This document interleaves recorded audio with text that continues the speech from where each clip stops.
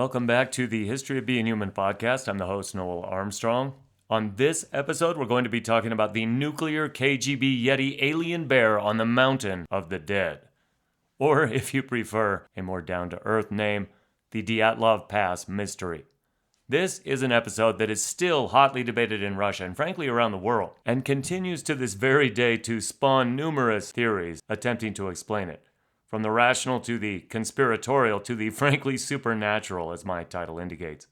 In the elevator pitch format, the quick summary of this incident, this is what happened late January, early February 1959, which is now, of course, over 60 years ago. Fidel Castro is coming to power in Cuba, the Dalai Lama is escaping Tibet for India, and Russia remains the premier entity in the great Soviet Empire. A group of seasoned Russian explorers sets out on a cross-country hiking and skiing trek. These trekkers don't make their check-in, and in fact they don't come back at all. Eventually, a grand search party is called, involving private citizens, police, search and rescue, even the Russian military gets involved. Almost a month after this group had set out, their tent is finally found. Eventually, their bodies are found also, and it's all part of a grisly scene that defies, initially at least, belief and comprehension, and still defies full explanation to this very day. The reason why it's so hard to explain fully should be obvious if you just consider a quick summary of the scene as it was eventually discovered by these search and rescue teams. The first thing they found somewhere above the tree line in a remote mountain, which the Mansi people there called the Mountain of the Dead or Dead Mountain, which I'll explain later, they found the trekkers' tent. The tent itself was partly collapsed, partly buried in snow, but there was nobody inside. As they investigated, they found the tent had apparently been slashed open in several places from the inside. Inside was survival gear, neatly stacked firewood, boots, axes, a map, a bottle of vodka, and maybe weirdest of all, it looked like there was a freshly prepared dish of sala, which is white pork fat, which had been left uneaten. The first rescuers on the scene had high hopes that they would find the party alive because there was nobody dead in the tent, so they took the bottle of vodka and drank to the health of these hikers, these trekkers. Unfortunately, though, those hopes were soon dashed. As they looked around about 100 feet downhill from the tent, the search party found footprints of about 8 or 9 people walking, not running, toward the tree line. Almost all of the prints seemed to indicate bare or stocking-clad feet. Almost none of them had shoes or boots, although one set of prints looked like the person had been wearing a ski boot on one foot and barefoot on the other. And the story just gets weirder after that. The day after finding the tent, they find 1,500 meters away in the tree line the bodies of 2 victims clad only in underwear, from broken branches on the tree and skin found embedded in the bark of the tree. It was obvious they had been trying to climb it. The bodies had burn marks, and one of the victims had bitten the flesh from his own right hand, and it remained in his mouth when they found the body. Later that same day, 2 other bodies were found, this time closer to the tent, in an attitude and position that looked like they had been trying to run back toward the tent. And it wasn't until months later that the remaining 5 bodies would be found. Among the victims, autopsies and investigations would reveal the following fairly macabre list. 2 sets of broken or crushed ribs, 1 crushed skull, 1 slightly cracked skull, 1 missing tongue, 4 missing eyes, 2 missing eyebrows, 4 clothing items with high levels of radiation on them, and, as they would later determine, 0 signs of violent interpersonal struggle. So on the surface level, what is now known as the Dyatlov Pass incident seems, if tragic, at least comprehensible. I mean, where's the mystery? 9 ski hikers die in sub-zero conditions in extremely difficult terrain. But it's the details. It's the condition of the scene, trauma the body sustained, the way they apparently cut their way out of their tent and ran headlong to their deaths in extremely harsh, prohibitively dangerous conditions, and then never made their way back to the tent, even though it was just a few hundred yards away. That's why the Dyatlov Pass incident remains a mystery, sparking interest, conspiracy theories, and, of course, podcasts to this very day.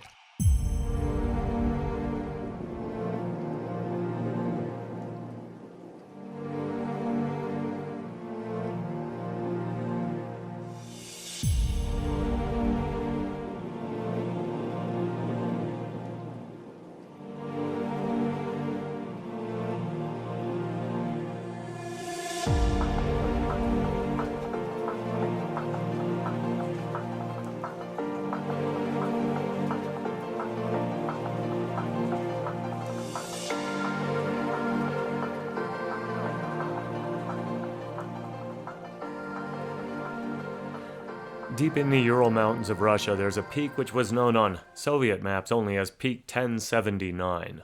To the native Mansi people, though, it was Holat-Siakal, a name which essentially means dead mountain, or mountain of no life. Now, before you think that that sounds too ominous, let me just say that to the Mansi, what that really means is, don't go hunting there. It is a mountain devoid of game, devoid of life worth hunting. It is not, I repeat, it is not because the Mansi think that it is a place where you are going to die, or that it houses the spirits of the dead. In fact, if you look at the many online pictures, you'll be struck by two facts, I think. Fact one is that the mountain is apparently pretty lifeless. There's not much game there, and you can see why there's not much foliage. The other fact that you'll be struck with is that calling it the Mountain of the Dead is pretty big talk with pretty small capital. It's not much of a mountain at all. It's better described as a hill or a mound.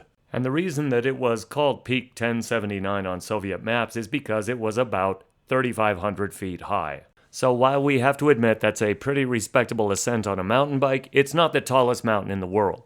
The area is now called Dyatlov Pass because Igor Dyatlov was the leader of that group of ill-fated ski hikers who died on that mountain in 1959. And here at the beginning of the episode, I want to take just a moment to introduce you to these trekkers because none of them were inexperienced rubes. All of them had some experience and they were all in good physical condition. Young, healthy, and experienced trekkers. We'll begin with Igor Dyatlov himself. Igor was a student at the Ural Polytechnic Institute. That was one of the top-flight engineering universities in the Soviet Union, turning out top-tier engineers to work in the nuclear industries, military engineering, communications, and Dyatlov was one of those. During his years at that university, Dyatlov led several treks. Some of them were very arduous. In fact, he seemed to enjoy the more difficult treks. And in late 1958, he began to plan a winter expedition that would be the most arduous yet. So he typed up a proposal, an itinerary, and he presented it to the Ural Polytechnic Institute Sports Club. 16 days across the Ural Mountains in the middle of winter, in harsh conditions. The sports club readily approved the itinerary, trusting Dyatlov's experience. The trip that he planned lay 350 miles north of Sverdlovsk, where the Polytechnic Institute was located. It was a very remote location, mainly inhabited by the Mansi people. Now, the Mansi were indigenous people, but they'd been in contact, they'd been Russified for over 300 years by that time. But they chose to continue with their cultural identity, so they enjoyed hunting, fishing, reindeer herding, living still in a semi-indigenous way. And the route that Dyatlov proposed went 200 miles through that Mansi territory, on a route that, as far as anyone knew, no Russians had ever been through before. It wasn't that the terrain was particularly rugged. It was somewhat rolling hills and forests. The problem would be the brutally cold conditions of the winter, where temperatures went routinely below 35 degrees Celsius, and also the difficulty getting in and out of the location was very remote. But like I said, people trusted Dyatlov. In fact, he was a natural leader, even though he was only 23 at the time of this expedition. He had a reputation for being very thorough, very even-keeled, and in excellent physical condition. And I'll give you just one little vignette from Dyatlov's life. Once when he was the leader of a different expedition, one of the members of the expedition had stolen a can of condensed milk from his backpack and drank it.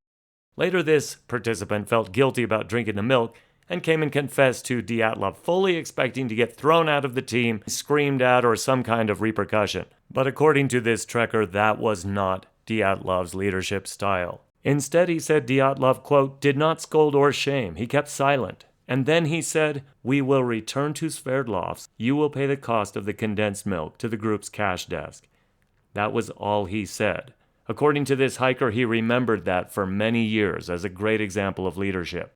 So that was Igor Dyatlov. Next we have Yuri Doroshenko. He was the fourth-year student, tallest in the group, 21 years old at the time of his death. We know a few things about Yuri. One is that he had a very impulsive personality. In fact, on a previous expedition, a bear had approached the camp, and he had only had a geology hammer in his hand, and he went after the bear. So that's pretty legit, chasing off a bear with a geology hammer. He also had a relationship at one time with another member of the group named Zina, which we will get to. By the time the Dyatlov expedition was undertaken, he had broken off that relationship with her. Now, I know what you're thinking, but I'm just going to put it to bed right now. There was no motivation for murder from this relationship. They were friends after they broke up. She may still have had feelings for Yuri, but they were friends. They got along just fine. And the other thing we know about Yuri Doroshenko is he was probably from the poorest family of any of the students on the expedition. So poor, in fact, that his clothing was considered barely adequate for the cold conditions they would face. Next, we will come to Lyuda Dubinina. She was the youngest member of the group, only 20 years old. In fact, she was buried on her 21st birthday, May 12, 1959. A fourth-year student, engineering major, also minoring in economics, and an athlete, a runner. What's interesting about her is something seems to have gone horribly wrong with her temperament around the time of the incident. Part of the way into the journey, she started to be very sour. She started to write things in her journal like, "This is evil as hell. The mood is bad. In general, I am very, very sad." She refused to help with tent repairs. So something was going on with Lyuda that we don't know. According to one account of the expedition, quote, "The only plausible explanation for dramatic changes in Lyudmila's behavior can be her premonition of impending mortal threat," end quote. So, in other words, the only rational explanation for why she was in a bad mood is that she had a supernatural premonition that she was going to die. And I mean, who knows? But I would submit there's probably a more pedestrian explanation. We just don't know what it was. She was in a terrible mood the last few days before the tragedy. Next, we come to Alexander Kolevatov. He had a very complicated and interesting childhood, but one also marked by tragedy. His father had a very good position when Alexander was a young boy. They were rich. They lived in the center of town. And then a purge came, and his father was moved to a gulag. Luckily, it was not as a prisoner. He was moved there as a director at the gulag. So Alexander was raised part of his young life among prisoners at a gulag. During World War II, German soldiers were kept in that gulag, and it was one of the worst. So we can assume that young Alexander was exposed to scenes of horrific brutality. We don't know that, but we can assume it. But things became much worse for Alexander's family when his father was found dead on the railway tracks, having been struck by a train. No investigation was ever launched into his father's death, and this was a time of secrecy around these matters. So no explanation was given, but what did that mean for the family? They lost everything. They had to survive on food stamps, what were called food coupons. What that meant was every member of the family got 200 grams of bread per day, 3 pounds of fish per month, and about 3 pounds of grain per month per person. So in other words, they were all starving. And at this time, Alexander was only 10 years old. So he lived through some very lean years and actually became somewhat of a sickly child. Did not excel in school, but did well enough to at least make it into college. Then, during his 3rd year of college, something changed. He began to excel in nuclear physics, so much so that he was heavily recruited by the various factions in the party. And if he hadn't died in the Dyatlov Pass incident, he could have written his own ticket. Well as anyone in the Soviet Union at the time could write their own ticket. So that's just a little about Alexander Kolevatov. Next we come to Zenaida Kolmogorova. That's the only time I will try that last name. We will just call her Zena, as everyone did at the time. Zena was 22 years old at the time of her death. She was a 5th-year student studying radio engineering. She was apparently a very warm person, very outgoing, very social. She was loved by everyone, it said, especially by children. I spoke about the fact that she had been in a fairly serious relationship with Yuri Doroshenko, had taken him home to meet her parents, but that had been broken up by Yuri, apparently, before this expedition.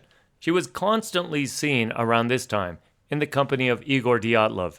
This led to some speculation about a romantic relationship, but it does not seem that that's the case, and we'll get to why later. But essentially a very affable, social, and apparently a very kind person. That was Zena. She had been on 6 expeditions prior to this one. Any time Igor Dyatlov arranged an expedition, Zena was the first to sign up. She was also, despite her affability, a very tough and determined person. In fact, on one of the expeditions, she was bitten by a poisonous snake, by a viper. She hiked all the way back, refusing to let other people help carry her load, despite her own pain and suffering, which must have been pretty severe, being bitten by a viper. She said she didn't want to be a hardship to others. So that was Zena. According to her friend, Yuri Yudin, quote, "Everywhere she went, she filled the place with the pleasant breath of her soul," end quote. So I guess that Zina was kind of the Betty to Lyuda's Veronica on this trip. Next we come to Yuri Krivonishenko, affectionately known as Georgi, or Georgie as we'll call him. Georgie was kind of the jester, the clown, the musician, the entertainer of the group. He was one of Dyatlov's closest friends, but he did have a knack for getting into a little bit of trouble. In fact, he was detained by police in the early part of their journey because he had been pretty boisterous on the train, singing, playing his mandolin. And when they arrived in the town of Sirov, he asked Lyuda for some money. She was the group's treasurer. He asked her for some money to get some breakfast, and she said, no, we don't have enough money. So he began singing with his mandolin very loudly, walking around holding his hat and asking for money. According to Lyuda's diary about the event, quote, the police, immediately took him to the police station. The policeman told him singing in public places is forbidden. This was the first public place where it is forbidden to sing, end quote. So while this was a pretty inauspicious start to Georgie's expedition, if he would have been kept at the police station, it would have saved his life. But after a little bit of bluster, a little bit of threatening, the police actually released him, warning him not to sing or panhandle again. The song that you're hearing play while we talk about Georgie is the song I Love You Life, recorded by the Soviet Sinatra himself, Mark Burns. This was Georgie's favorite song. And as his mother would say later, it defined his whole approach to the world. He loved his friends, and he loved his life. Despite this very happy-go-lucky persona and his apparent close friendship with Dyatlov himself, Yuri Krivonishenko, Georgie, remains a little bit of a mysterious person. It is known that he worked at the Mayak secret nuclear facility in the Soviet Union. During his time there was actually a reactor meltdown. There was talk of high levels of radiation on his clothes, even at the time of the tragedy. And as I read the description and the accounts from Russian authors, many of them seem to think that Georgie was a KGB agent. When you read the journal entries and the letters written by Georgie, though, this seems, again, very far-fetched to me. Let me read you a letter he wrote to Dyatlov. 1 month before the expedition, while it was still in the planning stages, he wrote the following poem. Hello everyone, Happy New Year, hiking friends. Let me wish you camping in faraway mountains, ascending summits in the wild. Let your backpacks be light, weather always fine, winter not too cold, and summer to be mild. The dirt not to bother you, the sugar not to get wet. When the river is boiling and you go overboard, pants not to shred into tatters, so you can patch them and go after drying your jacket at night, to have left more than a sleeve. Your shoes to be good, not a year, but dozens of years. Wish you to leave your tracks all over the map of Russia. He then speaks about how excited he is for the trip, how he is getting a physical before he leaves, and asks where he should send his money to. So I will just say, far from getting a sinister vibe from Georgie, I get the impression of a jug-eared, happy-go-lucky, mandolin-playing, somewhat theatrical class clown. Next we come to Rustem Slobodin. Rustem, or Rustic as he was called, was a 23-year-old graduate. So he'd already graduated, finished his schooling by the time he went on this expedition. From what we know of Rustic, he was raised in Asian countries, and his parents gave him a name Rustem, which is considered Asian, even though he was an ethnic Russian. Despite being quiet and soft-spoken, he was considered an excellent athlete. At one time, he and his father had wanted to go visit Rustic's older brother. So they hiked over 300 kilometers through hostile territory in the Tian Shan Mountains. It was considered a feat of pure hubris, and they made it. They came out of it just fine. So Rustic was known as an athlete, quiet. I don't know much more about him. Next we come to Nikolai Thibault Brinol. He was known as Thibault. He was a recent graduate of the UPI. He was working in construction at the time of the expedition. According to contemporary accounts, everyone who knew Thibault noted his energy, inventiveness, friendliness, good humor. He was very popular among students at the UPI. And like so many other students on this expedition and throughout the area, he was born into a tragic circumstance. His father was interred at a concentration camp at the time Thibault was born. We next come to the member of the group that was the oldest, the most mysterious, and the source for most of the conspiracy theories about possible military, government, or KGB involvement in the deaths of the group.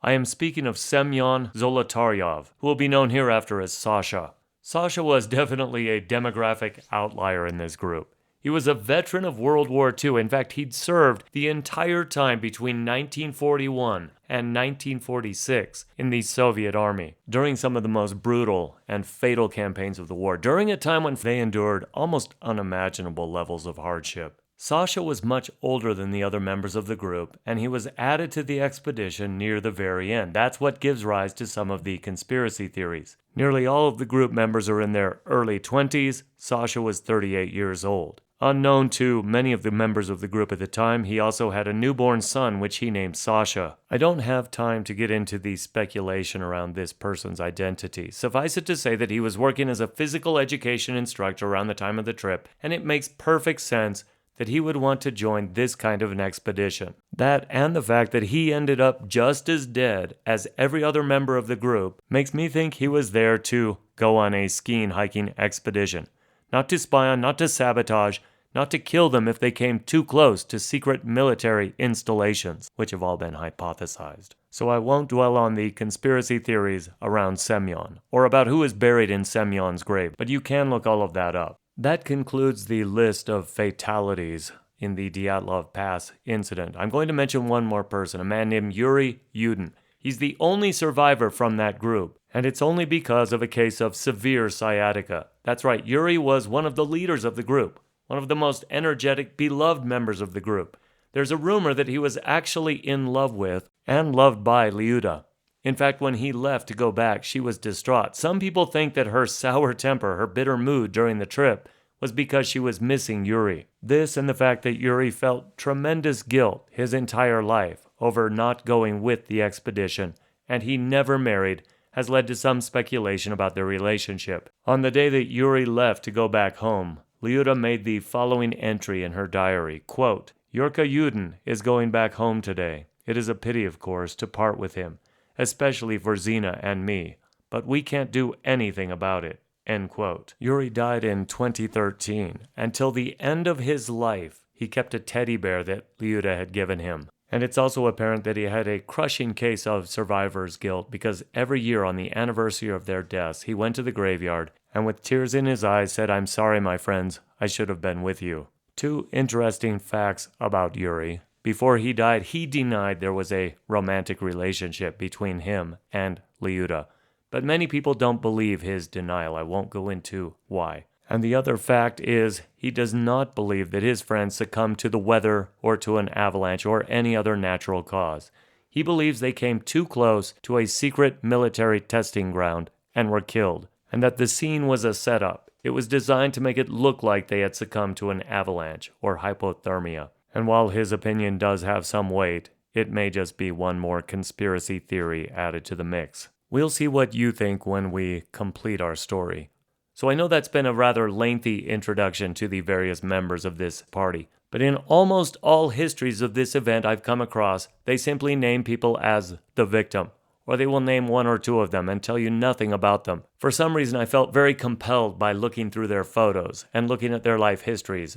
Frankly, I think you could say I went down a rabbit hole. Because online you can find their journals. Their journals exist, they've been translated, you can read them online. And what to me was even more affecting, the film from their cameras has been developed, and you can see all of those images online as well. If I can remember when I get to the end of this recording, which I sometimes don't, I will post a link online where you can view the images and read some of the journal entries if you're interested. But now let's go through the timeline, cover the events that led to the deaths of the group members.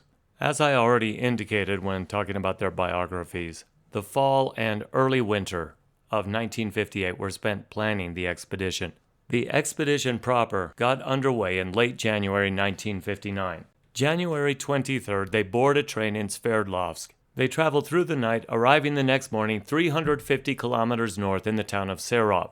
It's that town of Serov where Yuri Krivonishenko, the one I was calling Georgie, had that unfortunate episode where he was detained by the dour Soviet policeman, with the primary charges being public singing and also panhandling.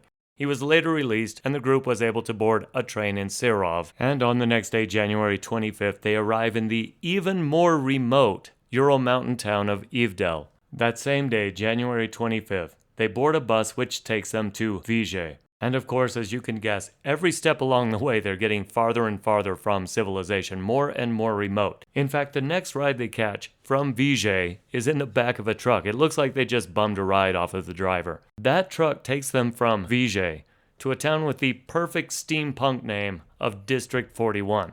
It's nothing more than a small logging camp. and it's there from District 41 on January 27 that this group of 10 skiers hires a horse-drawn sled to carry their gear 24 kilometers from District 41 to a remote labor camp, probably a forced labor camp considering the era we're in, called North 2. They ski to North 2, the horse-drawn carriage carries their gear. They arrive there on the 28th of January, and it's then that Yuri Yudin realizes he can't make this trip. Just skiing those 24 kilometers had wrecked his back and his sciatica was killing him. He decided he had to turn back and take a sled ride back to civilization. So there at the North 2 labor camp, Yuri Yudin says goodbye to his friends. The goodbye seems cheerful when you look at the photographs, but when you read the journals of the group members, they were sad to see him go.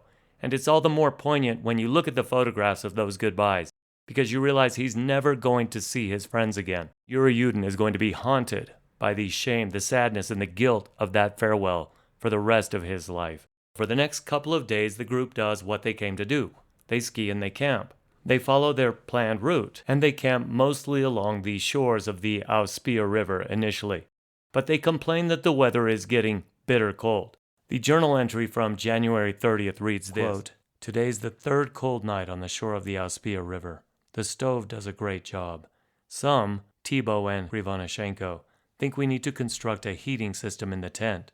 Having curtains hung in the tent is quite justified. We get up at 8:30 a.m. After breakfast, we walk along the Auspia River. But again, these ice dams don't allow us to move forward." End quote.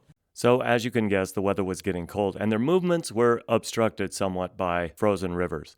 The next day, January 31st, they wanted to get from one river to another, the Auspia to the Lozva. The shortest route between those two rivers ascended what is now called Dyatlov Pass. This is what the group journal for January 31st says, quote, "We're gradually leaving the Auspia. The ascent is continuous but rather smooth. We passed fir trees and found ourselves in a rare birch forest. Then we reached the forest edge. The wind is westerly, warm, and blistering with the same impression of airspeed as when a plane is taking off." So you get the idea. Very fast wind going on.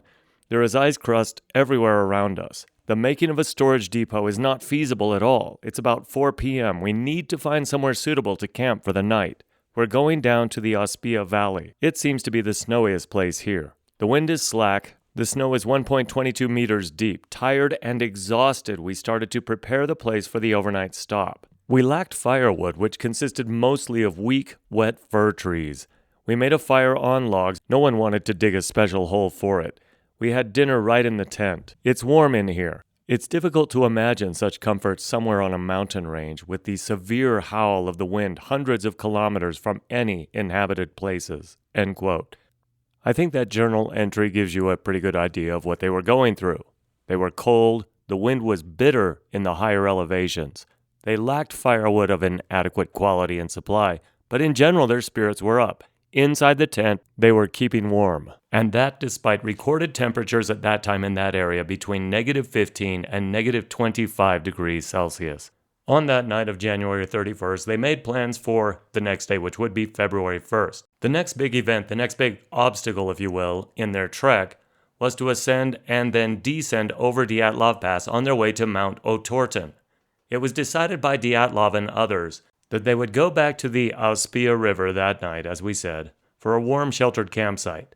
They would make a storage and they would leave the extra load there. There was no use bringing all their firewood and all of their gear over the pass. So they would spend a cold night on Dyatlov Pass. They would sleep in the tent in their warm gear without fire. And that would be the night of the 1st of February. The next day, the 2nd of February, was going to be a big day, the biggest day, the day they had planned for. On that day, the group was supposed to cover 14 to 15 kilometers over a firm, dense snow that would be a fairly easy traverse, even though the distance was quite long. They hadn't brought firewood, but they did bring a stove to their cold camp for the night of February 1st. February 2nd, the intention, it seems, was to go to a lake in the region where they could spend a much warmer overnight, because they wrote about how temperatures near the lake would be much warmer. Now I say it seems that was their intention because nobody knows. Nothing more was heard from the group. Nothing more has been found documenting their movements. And in hindsight, we know that on February 2nd, 1959, all members of the Dyatlov group died in a mysterious way. On the 12th of February, they were supposed to check in back in Vijay. They didn't show up. Of course, nobody was overly concerned. It's not unexpected for a group to be a day or two late with their check-in. But a few days after that, people are, of course, starting to get very nervous. Something bad has happened. By February 21st, the first search parties are on the way. And of course, with each passing day, people become more nervous. They're not looking to rescue. They're looking for a recovery operation at that point. By February 26th, 24 days after the group was supposed to check back in at Vijay, the tent is found. It's partially buried in snow, but there's something concerning about the condition of the tent. It appears that there are several slashes through the side of the tent, the downhill side of the tent. The next day, the 27th, 1,500 meters away down the hill, the bodies of Yuri Krivonischenko and Yuri Doroshenko, in other words, Big Yuri and Georgie, were found lying face down in the snow. Later that same day, 300 yards up the slope from where the two Yuris were found, a Mansi search party finds the body of Igor Dyatlov, the group's leader. That same day, a rescue dog finds the body of Zina, another 400 yards or so up the slope from Dyatlov. All of them are downhill from the tent, all of them lying in exposed snow but buried by that snow somewhat. Shortly after that, between the bodies of Zina and Igor Dyatlov, the body of Rustem Slobodin, the one who had traversed across the Tian Shan mountains with his father to visit his brother, was found, again lying face down in the snow. The remains of the remaining 4 hikers would remain a mystery for over 2 months until a grisly find on May 5, 1959, would reveal a den located by then in a creek some 1,500 meters away from the tent downhill, in which were the bodies of Lyuda Dubinina, Nikolai Thibault, Semyon Zolotaryov, and Alexander Kolevatov. And so really it wasn't until the spring thaw that all 9 bodies were finally accounted for. Now, much of the macabre mystery about what happened to the Dyatlov group centers around the condition of the bodies as they were found. So let's cover that. As I said, the bodies of the 2 Yuris were found first, Georgie and Big Yuri. Their bodies were found lying under a large cedar tree. The cedar tree had branches broken at a height of 4 to 5 meters, so it was apparent that somebody had tried to scale the tree. Both bodies were dressed only in a shirt and a pair of underwear. Neither was wearing pants, and neither had socks or shoes on. Big Yuri had burns on his left leg and his right temple. Krivonischenko Georgie had burns on his left leg and left foot. On their hands were numerous minor injuries, bruises, and abrasions, probably from attempting to climb a tree. The bodies were arranged. They were laid down right next to each other. Now, when somebody dies, if they're lying on their back, blood settles in their back. They call that the livor mortis. Doroshenko had evidence of blood settling in his back, that he had been on his back when he died. But when they found his body, he was turned face down. Somebody had moved his body after his death. So those were the first 2 bodies found, the bodies by the old cedar. And despite the small burn wounds on their body and the injuries to their hands, the cause of death is officially hypothermia. Slightly up the slope from their bodies was the body of Igor Dyatlov, next found. He was very lightly dressed. He had no shoes. He was wearing a knitted vest and a jacket, but these were unbuttoned. That's considered very unusual for somebody dying of hypothermia. He had a few minor injuries that you would expect, but the cause of death, again, was hypothermia. Next was the body of Zina. She was much better dressed than many of the other corpses. Maybe that is a nod to the chivalry of the group. But maybe she just outlived many of the other members. Women often outlast men in these extreme survival situations. Zina might have lived long enough to borrow clothing items from other members of the group. We just don't know. There was a laceration, an injury on her right tibia. But according to photos from the trip, it's obvious that she was injured somewhere along the way, not after her death, not immediately around the time of her death. And the knuckles, those knuckles on her right hand, were bruised. But despite these minor injuries, there was no internal damage. The cause of death, again for Zina, was hypothermia. Next we come to the body of Rustem. Rustem's body was found 480 meters from the cedar toward the tent, and he, like Zina, was also much better dressed than many of the other hikers. In fact, he had a long-sleeve undershirt, a shirt, a sweater, 2 pairs of pants, 4 pairs of socks, 1 felt boot on his right foot. His watch was stopped at 8:45 a.m. Of course, I can't figure out what relevance that has. It's interesting, but we don't know if that was the day of his death or sometime before or after. The picture gets a little clouded with Rustic. The cause of death is officially hypothermia, and yet he had a fracture of the frontal bone of his skull, and that fracture was sustained apparently while Rustic was still alive.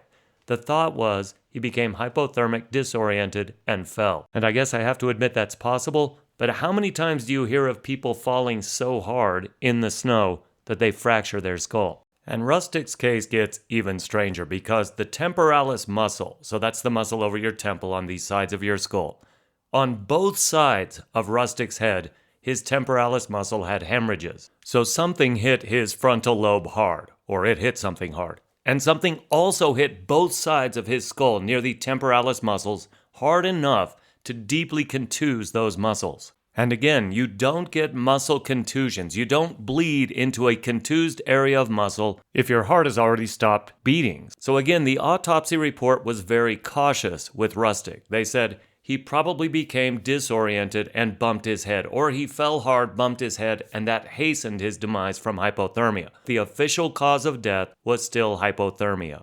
And it's hard to figure out how to factor that head trauma into that picture. So now we need to talk about the 4 bodies found in the den, the famous, the mysterious den of Dyatlov Pass. As I said earlier, the remaining 4 bodies of the Dyatlov Pass group were not found for 2 more months after the initial 5 had been found. What happened is in May the snow started melting, and a Mansi man named Kurakov and his dog followed some cut branches that they noticed along the trail about 50 meters from the cedar tree. There they uncovered a sweater and some other clothing, and soon the remaining 4 bodies were found. And these would be the other young woman in the group, Lyuda, Semyon Zolotaryov, the one who had been in the army and was older than the rest of the students involved, and Kolevatov and Thibault. These 4 members of the party had had enough wherewithal, enough sanity, if you will, and enough time and energy to actually dig a den to try to survive the cold. Many think it was the war veteran Semyon's idea, because that was a common way to survive very cold nights along the front. And some effort had gone into preparing this den. They had cut branches from cedar trees and laid them on the ground, dug out an area of the snow so that they could huddle together and stay warm. The clothing that the members of the group in the den were wearing also answered one possible paradox. There is this concept of paradoxical undressing. I talked about it when we were talking about the Donner Party. How when you're in the last stages of hypothermia, you may actually start to feel hot, take off your clothes, and hasten your own demise. Well, after the initial bodies were found on the slope side, and it was noticed that many of them were not wearing clothes, there was some thought that they had done this, that they had paradoxically undressed in the last stages of hypothermia. Well, this turned out not to be the case, because on the people in the den were some of the clothing items from those who had died on the slope. So, for example, Lyuda, the female, her body was found in the den wearing the pants and sweater of Krivonishenko, whose body had been found almost 2 months earlier, almost completely undressed. So it is apparent, and also a little terrifying, that many members of the group saw their friends die, and then borrowed their clothing from them so that they themselves could attempt to survive. And it's frankly amazing how quickly their situation went from fairly controlled and planned to extreme and desperate. It's not like the slow starvation of the Donner Pass party. These are people who, a day or 2 earlier, had food supplies, were having fun on a recreational ski trip, and all of a sudden, something dramatically and irrevocably changed their situation. Now, as I said, the den itself is evidence that some of the group still had the presence of mind to attempt to survive. But the condition of the bodies in the den is another mystery. What happened to these 4 bodies in the den? And I'll tell you exactly what I mean. But suffice it to say for now, you can't explain the level of massive trauma sustained by these bodies in the den by simply saying that a snow den collapsed on top of them. Why is that? Well, only one of the 4 bodies in the den did not have massive bone-fracturing levels of trauma. That was Kolevatov, the nuclear physicist everyone called Sasha. He had some exposed skull bones, but he died from hypothermia, and it's thought that the skull bones were exposed through natural processes. Lyuda, Semyon, and Thibault suffered levels of trauma that the coroner compared to a high-speed automobile impact. Liuda had several major chest fractures. She had a flail chest. She was missing her tongue, her eyes, part of her lips, facial tissue was gone, and a fragment of her skull bone. Semyon's, the army veteran, major chest fractures, missing eyeballs. Thibault had multiple skull fractures, hemorrhages, and bruises in his soft tissue. I will read you an excerpt from the interrogation of the forensic expert that reviewed the damage to these bodies back in 1959. So this is the pathologist who evaluated the bodies, who did a lot of the original autopsies. Question is put to him, quote, "How is it possible to explain the cause of the damage to Dubinina and Zolotarov?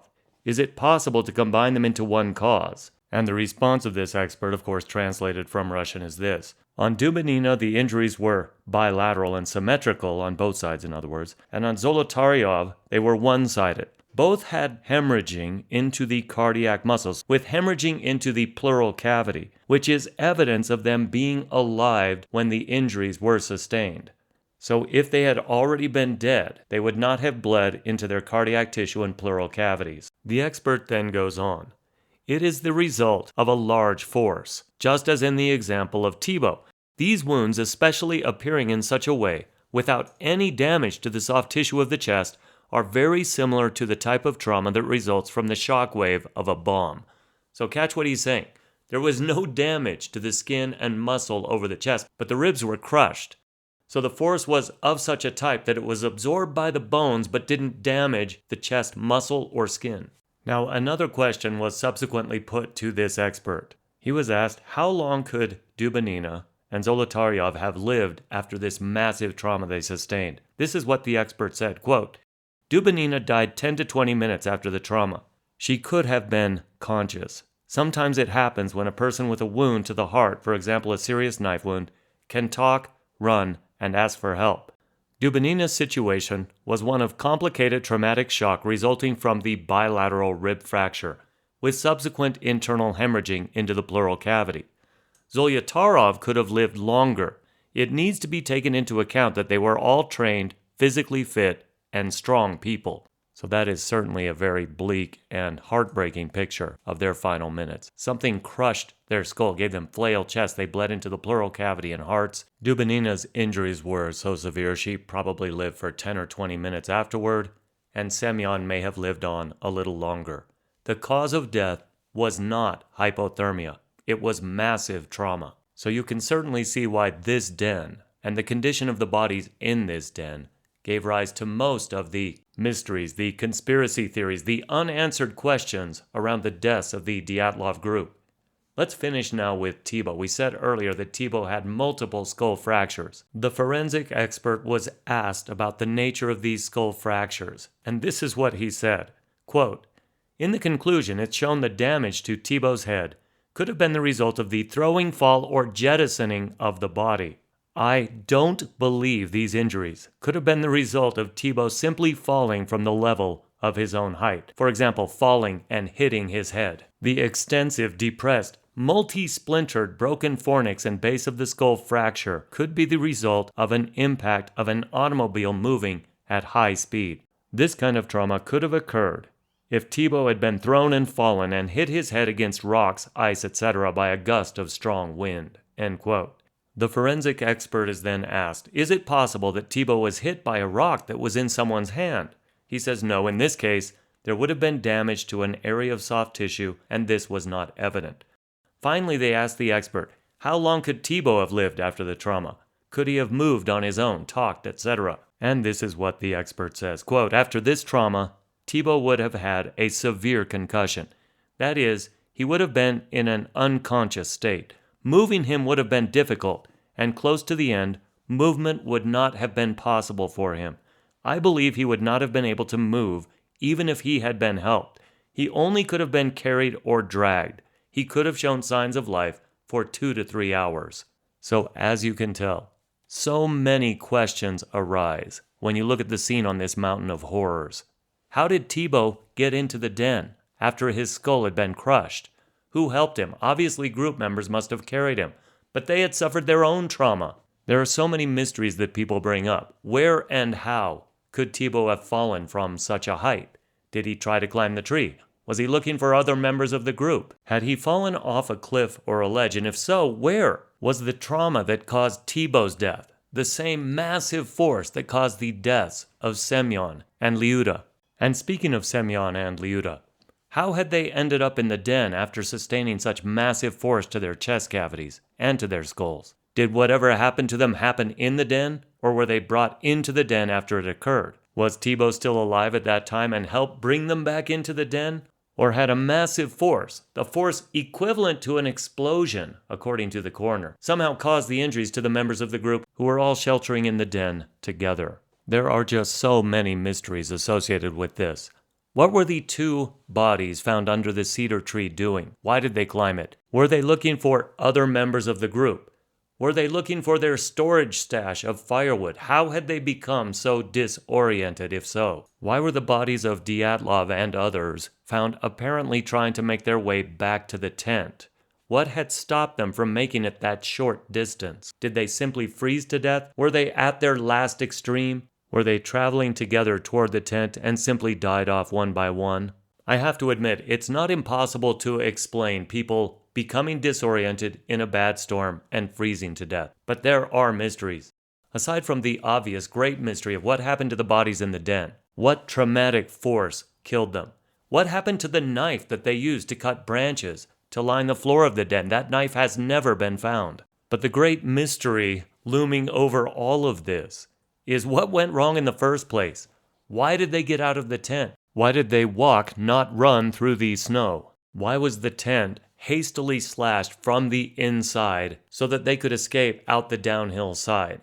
Was the entrance occluded by snow? Did they hear something coming like an avalanche and run for their lives? Was there something that entered the tent, whether a bear or Wolverine? This seems much less likely, I guess.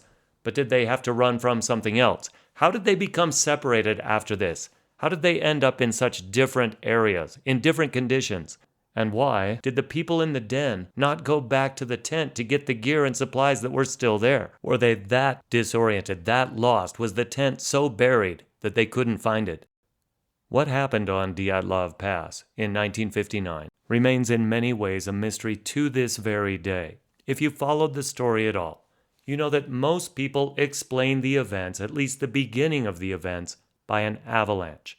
What kind of avalanche? What caused it? Those are points of contention, but an avalanche is thought to be the inciting event. I have to admit I have no clear solution to the scenario that we are presented with when we look over the evidence at the scene. On the next episode, I want to present some of the whys and wherefores about the avalanche theory. I'll also try to cover some of the ways people have tried to explain the other mysteries about the Dyatlov group. I don't know yet. I might try to throw my hat in the ring and offer my own theory with, of course, confident assurance. The confidence of ignorance, which I have plenty of. But I do find the story fascinating. Thank you for listening. This is the History of Being Human podcast. I'm the host, Noel Armstrong. Again, please feel free to contact me, THOBH podcast. That's THOBHPODCAST@gmail.com. Those of you who have written know I try to take the time to get back to you. Not always promptly, but I answer every email. The idea for this episode was provided by a listener. Thank you, Peyton. It is a fascinating topic. I'm glad I took it up. I have a little work to do, and I'll get back to it next time.